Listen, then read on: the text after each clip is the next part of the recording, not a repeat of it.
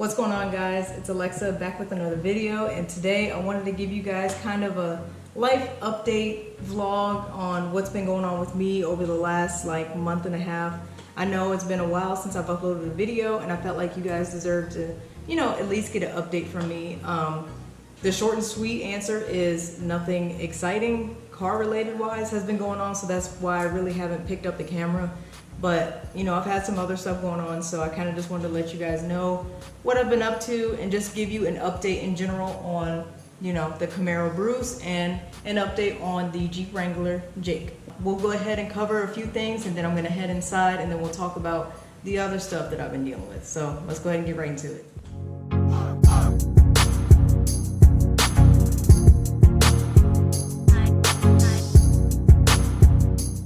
Here we are in the humble abode. Thankfully, Bruce is doing just fine from what I can tell. Still driving him on a semi-regular basis, probably at least 2 out of the 5 days a week that, I go to work and everything. So everything is in pretty much tip-top shape. I haven't had any issues with the pedal commander. I know a lot of people were asking me based on that video in the past, basically if the pedal commander is giving me any more issues. The short answer is I really haven't been messing with the modes on the pedal commander at all because the mode that I have it set in right now, City Plus 2, is perfect for me. I don't ever really need to feel like I have to change it to Sport Plus or Sport Plus 2 or anything like that. The City Plus 2 is just fine for me, especially on a daily driven basis. I think it works. Also, make sure you guys follow me on Instagram. Yeah, I think that's fine. The only thing I'm monitoring with the Camaro is I had a small oil leak from the oil catch can that I installed a couple of years ago. So I just try to keep my eye on that. Also, I'm approaching 65,000 miles on the car. So getting close to, a big milestone, but for a 2010, one previous owner before me, 65,000 miles, that's not bad. I've had this car for 4.5 years. Yeah, I think I did pretty good. So let's go ahead and open this hood up. So as I'm about to check the oil on the oil catch can to see if there's any leaks, I want to let you guys know that if you have not seen the review video of this Odelfi headlamp, make sure you check that video out. I'll leave a link in the video right up here. You guys can check that out, where I actually do a full review of this headlamp, but it's awesome. I partnered with Odelfi, and if you guys want a headlamp of your own, make sure you use my discount code that gets you 10% off of your order. So make sure you guys check that out. I'll leave the discount code here, but yeah, it's a great headlamp and I use it quite a bit. So just wanted to put that out there just to show you the brightness. And I can easily see what I'm doing here in the engine bay. Hands-free lighting, that's what everyone wants. So I still got a little bit of an oil leak, but not too bad. I've been checking to see where this was dripping on.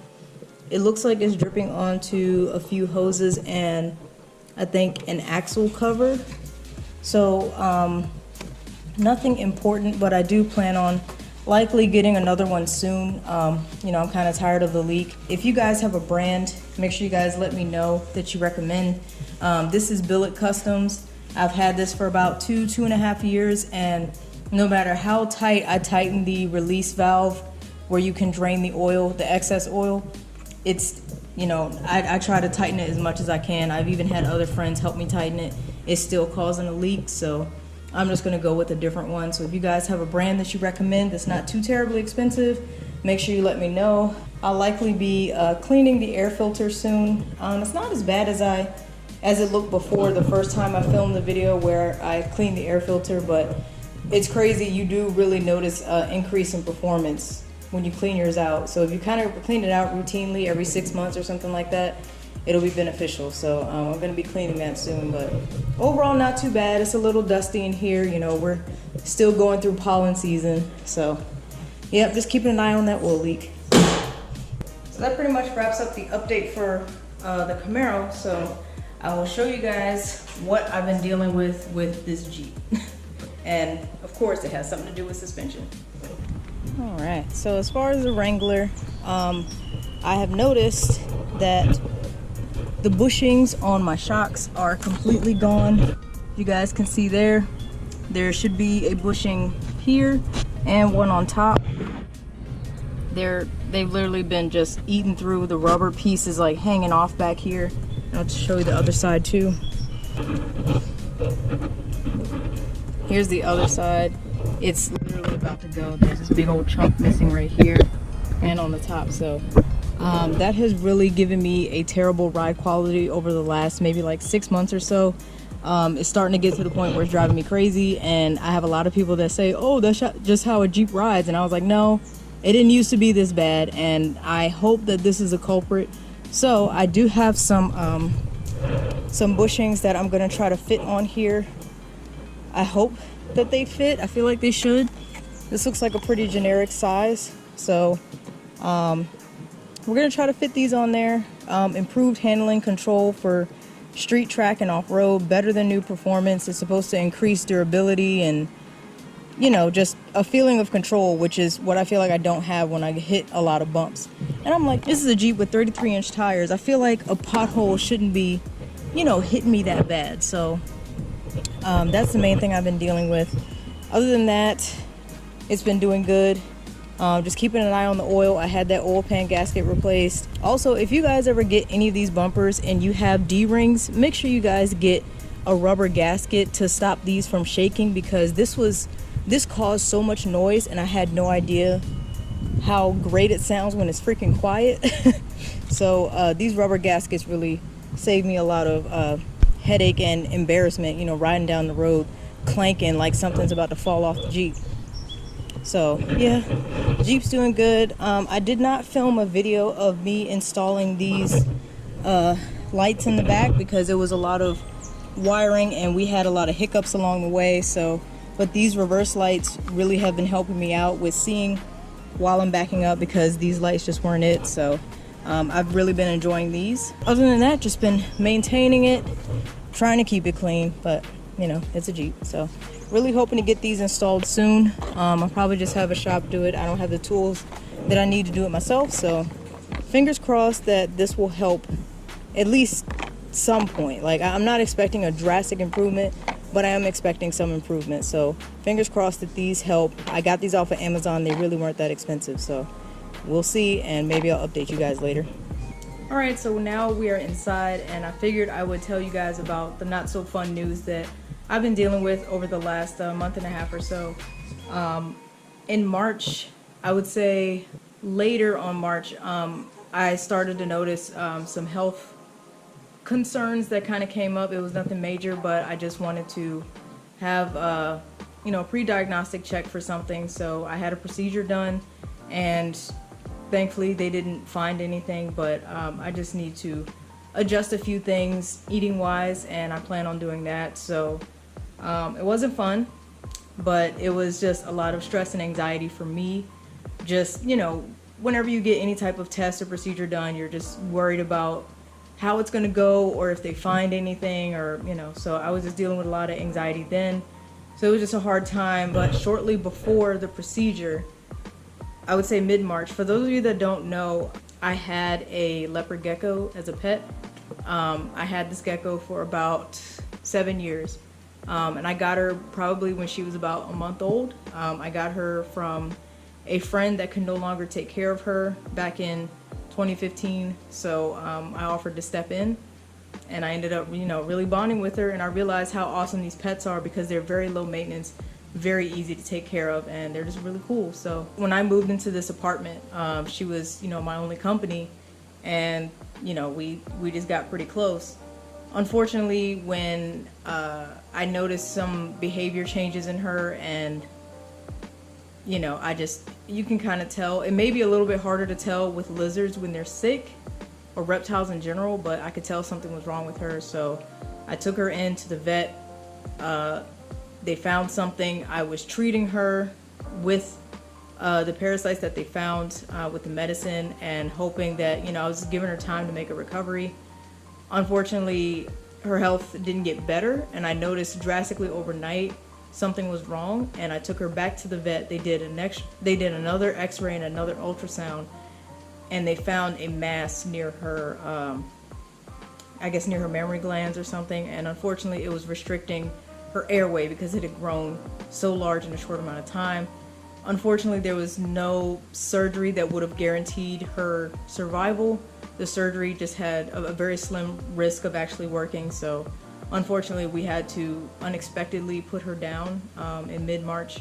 So it was really hard for me to just kind of accept it, deal with it, because it's not a dog or a cat or your common pet. You know, this is something small or something like that. But at the same time, I still, you know, it doesn't take away the bond that I had with her, and she was company, and you know, she may not have loved me like a mammal would have, but regardless, you know, we trusted each other. So it was really hard losing her, and over the time I just kind of couldn't beat the loneliness. I was missing a companion. I wasn't ready for a dog or a cat, to be honest.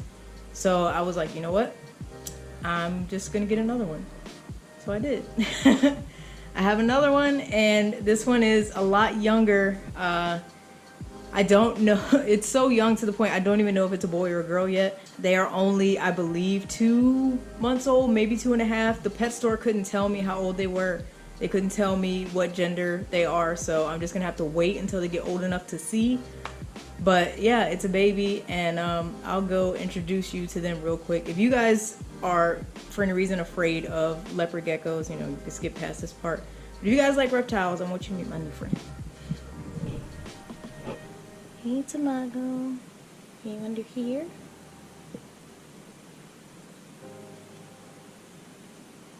Hey, buddy.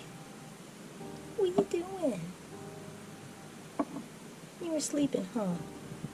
I'm sorry. Just want you to say hi to the internet. Hey, buddy. He's so cute.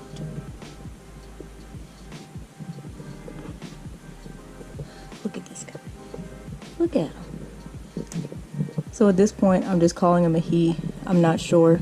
I probably won't know until maybe August. I guess when, you know, he's closer to 6 months old, that's when I'll be able to tell for sure. So yeah, I've just been calling him a he, and his name is Tamago. For those of you that don't know what Tamago means, it's grilled egg sushi in Japanese. If you guys can see, he kind of has banded colors on him, and unfortunately the bands disappear when they get older and they kind of get more of a flat look. But yeah, I don't know, he just reminded me of the egg sushi when I saw him. So I just thought it was a cute name. You know, he's kind of yellow, got a little orange near his tail. Hopefully some spots will come in. That's where the term leopard gecko comes from. But he's a spicy little guy. He has quite a lot of personality. He's still not quite used to me yet. It's only been 3 weeks since I've had him, but you know, this will give me plenty of time to bond with him, hang out. I feed him every day, and yeah, it's been nice to have, you know, something that I can take care of again, and just something that I can greet when I come home. So he's been pretty chill, but I'll probably put his house back so he can go back to sleep. I'm sure he's looking at me like, you crazy woman, don't ever do that again. But I love you. So yeah, me just ensuring that they have everything that they need has just kind of been what I've been focusing on, and just taking care of them, and just looking up, you know, things that I should do for a baby leopard gecko instead of an adult, just so I can, you know, because I'm learning. I've never had one this young. So that's what I've been up to. I've just been trying to spend time with friends and family as much as I can. You know, the way the world is, it just gets crazy. So I really just try to spend time with the people that want to spend time with me, care about me, and the people that I care about. So that's really what I've been focusing on. Not too much car stuff. The car stuff that I want to do, as you guys know, probably costs a ton of money. The stuff I want to do to Bruce costs a ton of money. That, like, you know, headers. If I did get headers, I would have to get another tune. So there's that. There's more noise, and I'm sure my neighbors will be ready to say some things to me if I do that. And it's still a daily driver, so the way gas prices are still currently, I don't want to do anything else that will compromise my fuel economy to either one of my vehicles. So cleaning the air filter will probably help, so I'm going to be doing that to both of them soon. So yeah, nothing too exciting, but I do have some stuff coming up in May that I want you guys to know about. May 28th, the Saturday right before Memorial Day, C3 Car Club RVA will be hosting Rock the Lot 4. It is going to be military and veteran affair themed. We're going to have over 100 different trophies to be giving out. We're going to have live music. We'll be around a lot of different food, so it'll be Saturday, May 28th from 1 to 4. If you guys want to check the official flyer for all of the different trophies that they're going to be handing out, make sure you check out them on Instagram at C3 Car Club RVA. I did share a flyer on my story, so make sure you follow me on Instagram as well, and I'll probably be posting updates, but I do plan on going to that, and I'll be filming that event. I did film Rock the Lot 3 2 years ago. We didn't have one for 2 years because of COVID, so now it's coming back. So if you guys are in the area or near Virginia at all, you can consider coming up, hanging out. It'll be a really awesome show, and we're doing a lot of planning and setting up for that now. So Rock the Lot 4, C3 Car Club RVA, check them out on Instagram. It'll be a lot of fun, but it's the Saturday right before Memorial Day. And also I have a trip coming up to Orlando. I was supposed to go in April, but that got postponed, so I will be going to Orlando in early June. I hope to hopefully meet up with some of the other C3 chapters in the area. There's a C3 in Orlando, there's a C3 in Tampa Bay. They have some really nice cars, and you know, hopefully I can meet up with some of them, check out their rides, meet some people, and just, you know, have a good time, see what Orlando is like. So I'll be filming for that, and that'll be, you know, something that will be coming up on the channel soon. And hopefully if I find something between now and those events that I mentioned, I'll be picking up the camera. So just wanted to let you guys know what's been going on with me. Sorry for the long pause or lull in uploads. You know, just trying to be financially responsible with everything and just enjoy some other things in life that I got going on. So I also turned 31 recently, so yeah, that was fun. So thank you guys again for watching. Thank you for supporting me as always. I really do appreciate it. And if you guys have any comments about any of the things that I mentioned, please let me know. If you guys have dealt with anything that I've dealt with, please let me know. I know I'm not completely alone in this, but it's hard. But having a new friend has really helped me out. So thank you guys again. I hope you enjoy the rest of your day, and I will see you guys next time.